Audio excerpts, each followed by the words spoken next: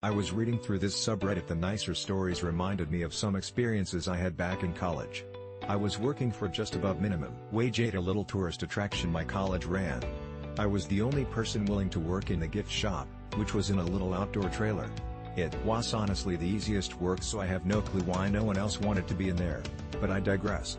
Not much about the group in this first story stuck with me, but I do remember the older lady, maybe in her 50s or 60s, who is the main person of this story.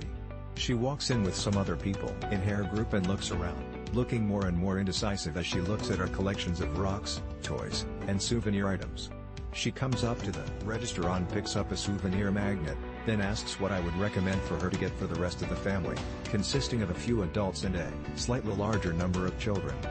By this time, I had been a sole stalker of this gift shop for 6 months and knew our stock and what it was like, back of my hand.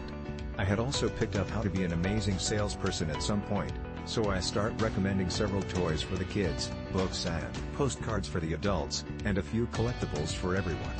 The lady thanks me and starts picking up probably 10 paper plane mystery bags, 2 to 3 snake plushies, a handful of collectible rocks, maybe 15 postcards, and a few other items. The rest of her group also brings up anywhere from 1 to 3 items per person, and the total ended up being over $100. One of the group members remarked that they thought they were only spending $50, and the main lady said something about getting things for the whole family, sending postcards to her friends, and supporting the attraction. She paid for everything and even added some souvenir bags onto the purchase when I asked if she would like plastic bags or to pay a little extra for the souvenir bags. The group thanked me and left, and the whole situation just made me feel good about my ability to sell way more than someone originally intended to buy. The second story involves a set of parents and their children, a little girl and a little boy. The little boy loved the bouncy rubber balls we were selling and asked his dad for one, while the girl was looking at some plush snakes but seeming a little disappointed in the options. I decided to point out the 5 feet 6 inches plush snakes on the top shelf. The girl looked at the giant fuzzy snakes, then turned to her dad with the most excited look I had ever seen. The dad looked at me with an exasperated smile and asked, "Why did you have to point those out?"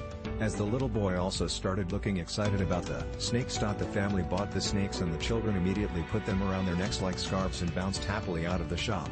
Another triumph for my salesmanship. This last story is not about how good I was at upselling. On a very slow day, an elderly man walked in and bought a few